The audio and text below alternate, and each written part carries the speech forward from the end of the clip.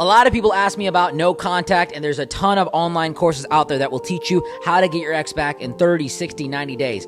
Don't buy any of them. Today, I'm going to teach you everything you need to know about no contact, the modern version, the one that actually works in today's generation. Without further ado, let's get into it.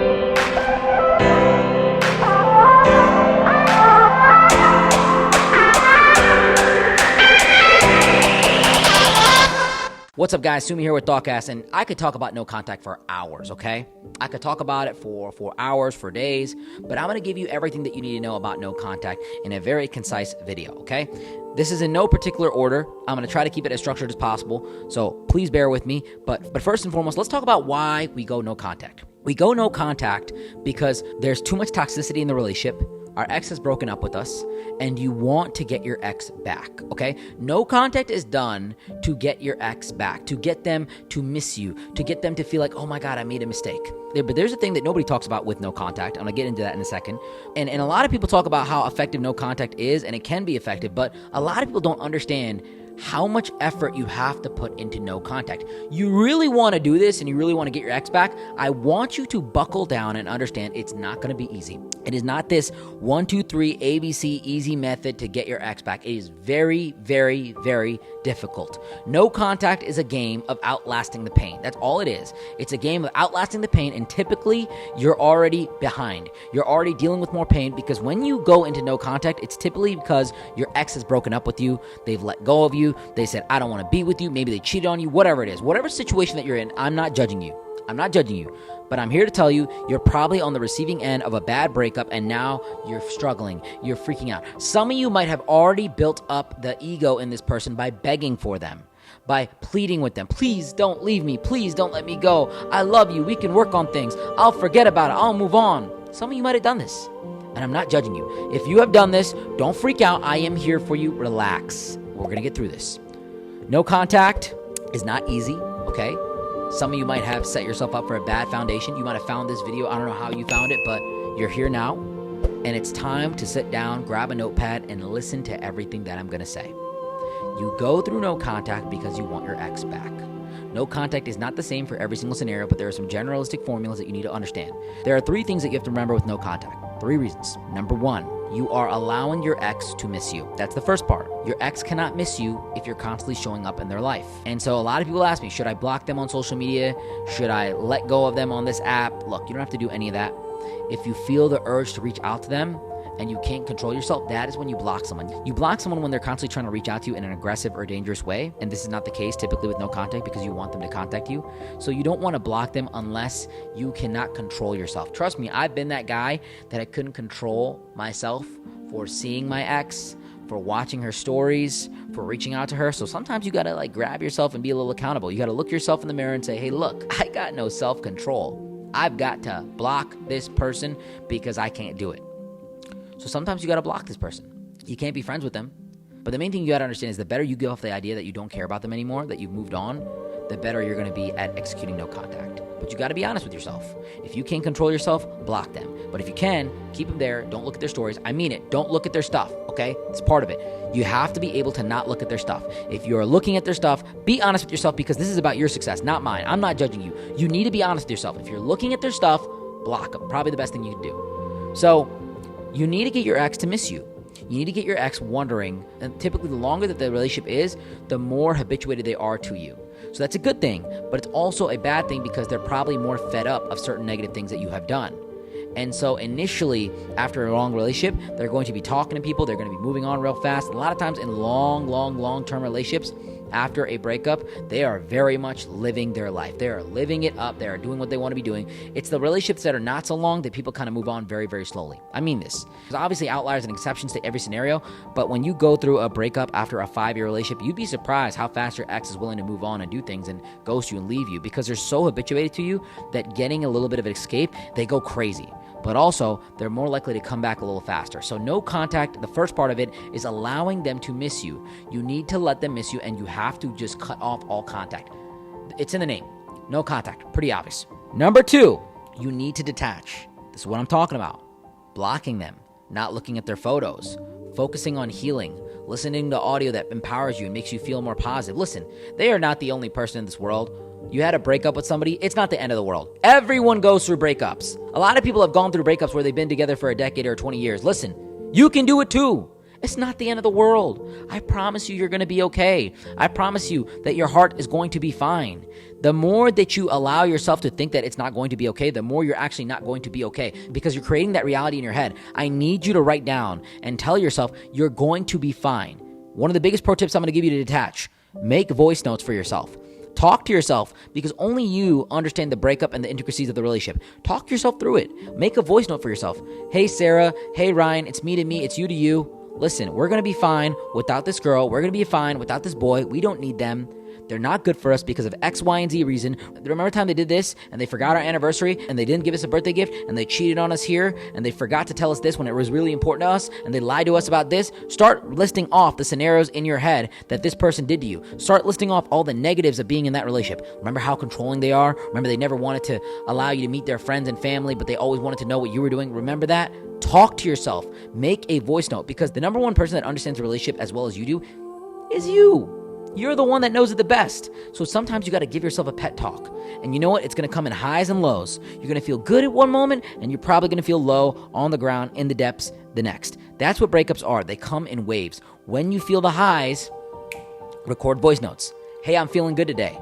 It's 11:25 in the morning. I feel good. I'm going to be all right. I'm feeling great today. I got an interview for this new job. Record yourself feeling good.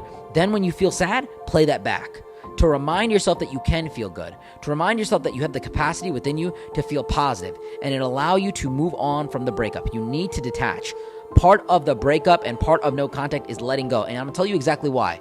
First, you're never going to completely let go of them 100%. No matter how much you think it's going to happen, it's not. So if you're afraid, oh my God, I'm never going to love them again, you're still going to love them. It's just not how it works. You're not going to completely go cold and numb. Some of you might fantasize about this and talk about, I don't want to go numb, I don't want to go hard, I don't want to just let go. You're going to be fine. You're not going to forget them. It's very hard to unlove a person, okay? It takes years to unlove a person. So even if you completely put yourself in the process of detaching and you commit to it, you're still going to love them. It's almost impossible to just stop loving somebody. But what you need to do is get a little bit more calm about the interaction, get a little bit more distance, get a little bit more focused. So that way, when this person does contact you, you're calm. You're like, yo, what's going on? And when they do contact you, I'll get into that in a second, you don't want to be so emotional with them. You want to be really, really controlled. And also, I'm going to tell you exactly what to say, a little bonus for you, when they do reach out. So bear with me. The third thing that you need to do with no contact, you need to elevate. You need to get better. I need you to go to the gym and get in the best shape you possibly can. I need you to read every book that you said you were going to read. I need you to start that new language that you said you were going to learn. I need you to start writing that book that you told yourself that you were going to do. I need you to do all the things that you could not do in the relationship. Travel, go out, enjoy time with friends, network, grow, have some people over your place when you were never allowed to. Spend time with your family that didn't want you to do.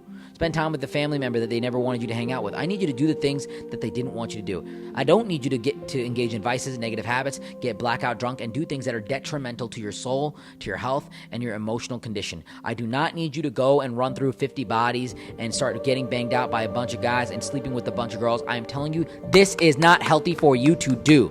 Do not do it. Do not go out there and start sacrificing yourself physically when you're not emotionally stable. It is going to mess you up, and it is burying the pain. Sit there and isolate for a moment and then get better. Work out every single day as hard as you can. Man, when I was going through a breakup, I couldn't sleep.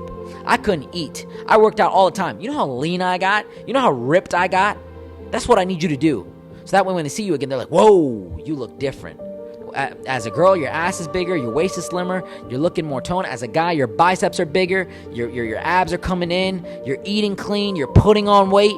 You need to start getting better in the gym, because people can't understand the mental shift that happens in your head. They can't understand that. They can see how you dress. They can see the things that you bought. They can see how you act. They can see how you look physically. That's the biggest thing. Start looking good. Start feeling good. Start being good. Start elevating. Start upping the way that you live your life, because they got to feel like you've elevated after them. When you get better after them, they're going to be like, oh, I was a problem. I was the issue.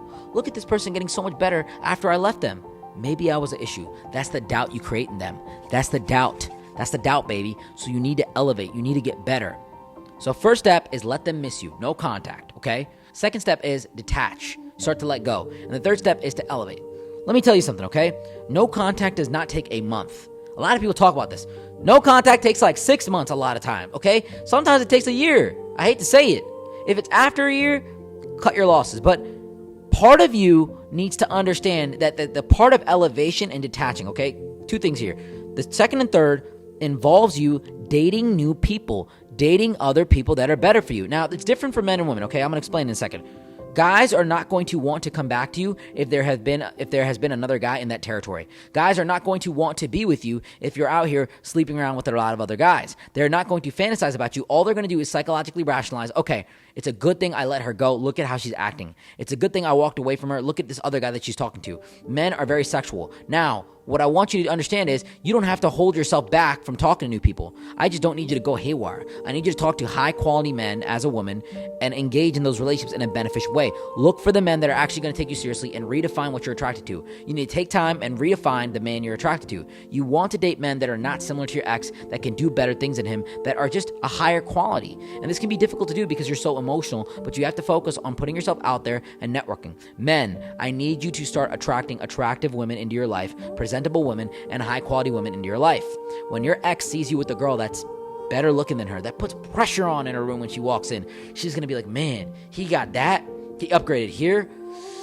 Man, women hate to see it. They hate to see a guy do better than them. They hate to see it. And they look. Oh, they look. Men look too. Everyone looks. When you get with someone that's better, higher quality than your ex will automatically want to come back. It is just so obvious because they feel like they missed out on the train. They feel like they missed out. So, I want you to date people that are better than you. I want you to surround yourself with people that are better than you. I need you to really start prioritizing masculine and feminine energy that you're interested in. And I don't necessarily need you to go and jump in a relationship right away. I know I said date. I don't need you to just jump in and start dating somebody right away. But I need you to start talking to people. I need you to start the ball and get it rolling. Now, here's the thing, right? As you talk to more attractive people, your ex might reach out. Your ex might talk crap. Your ex might do this. And if your ex does reach out, they're typically going to not be direct. They're not going to say, oh, I love you, I miss you, I want to be back with you. A lot of times they're going to ask you, hey, what was that favorite restaurant we went to? What was that movie we watched here? And what I want you to do is I want you to basically be confused. I'm going to be like, I don't really know. Why do you ask? Everything okay? I want you to be surprised that they're asking you. So they ask you, hey, what was that dish that you always used to make? Where did you get those flowers for me that one night? What was that store that we went to this one day? And you say, listen, honestly, I don't know. I've been super busy. I've been running a lot of things in my life. Is everything okay? And then don't ask them how they are. Okay, ask them if everything is okay. Ask them if they're doing okay. You need to be surprised that they're reaching out to you. You need to be like, what's going on? Are you all right? You're not supposed to reach out to me. And that's going to make their ego get crushed. Wow, this guy wasn't even expecting me. He's not even happy to see me. But you still want to open the line of communication. You do not want to be an Oompa Loompa and not talk to them and be negative and just be somebody that can shut them out and barricade them. That is not what I'm telling you to do. I need you to talk to them, but I need you to keep your head above the water. Hey, is everything okay? I don't know what the movie was, but you never reach out to me and I just want to make sure everything's good. Are you sure you're okay? Yeah. I just want to know what the movie was. Okay, I don't know. But, if I do happen to think of it, I'll let you know. Boom. Go no contact again. Sometimes it's just you realizing this person isn't good for you. Sometimes it's just you realizing this person isn't going to make sense for you. And the farther you get away from the relationship, the more you're going to realize that this relationship is just not healthy at all. And you can find a lot better out there. I need you to be talking to new people. I need you to be socializing. I need you to be interacting and building yourself up as a better person. Okay? So another thing with no contact, don't have your friends or anybody that you know reach out to them. Don't try to talk to their friends. Don't try to surround yourself with them. If you have mutual friends, sometimes it's good to get a little bit of distance from them. Sometimes it's good to show these people that you're willing to let go of them and grind it out. If you have mutual friends, I don't want you to go up and hit them up and say, hey, can we hang out? I'm really sad about Tracy. I need you to get space away from them, work on yourself, and demonstrate that you're doing better. Now, obviously, you're going to be sad. Obviously, it's going to be eating you alive. I need you to get some coaching in. I need you to talk to some relationship coaches or get in therapy or vent your emotions out into an area where you can let it go, because you're going to have those emotions, and I'm not telling you not to feel them, but you have to really start to understand that this person is going to look for you to be emotional. So you can't show emotion with anybody. They've got to be able to say genuinely Ryan's doing really good. He hasn't been that sad lately. I don't know why. But that's good for him. They need to feel like you've really moved on. I need you to turn your Instagram back on public. I need to go back out on social media. I need you to download dating apps. I need you to start really living a life that is not with this person. This is what's going to allow this person to freak out and understand, hey, look, man, I messed up. Now, there's definitely some people that are very conservative and that definitely are not fitting this mold. And in certain situations, no contact can actually backfire. And I would love for you to message me one-on-one and DM me your specific situation when you have something like this. Sometimes I might need you to get some one-on-one time with me because I really need to understand the different psychology in your partner and you. Because no contact does not always come the same way, and the length of no contact varies.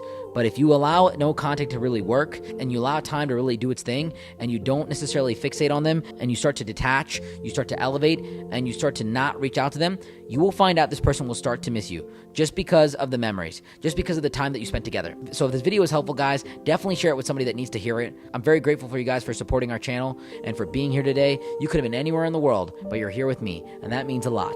If you guys ever want to connect with me, links are down in the description below. Shout out to K&D Group for sponsoring this video and allowing us to bring you this amazing content from one of their luxury penthouses. If you're in Cleveland, Ohio, definitely hit me up, hit K&D up if you want an apartment that will get you the home of your dreams with the price that you can only dream of. With that being said, guys, until next time, Sumi out.